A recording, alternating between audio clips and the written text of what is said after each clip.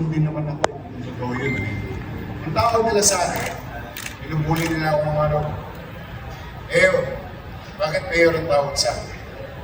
Kasi may programa no, si Mayor Mel Lopez. So malamit naman. Let's keep Manila clean and green. Ako din ang basura.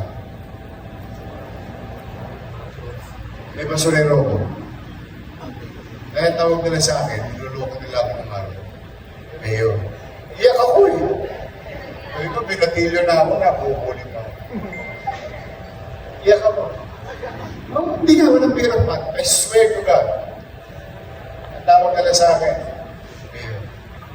Kalahin mo, hindi. Pag-isulto yun eh. Kaya ginawa ko, promote ko sarili. Parang basurero, ito sa ako.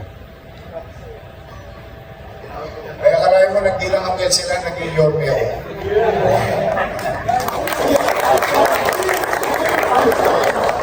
Also, may mahabol na tanong si Doris.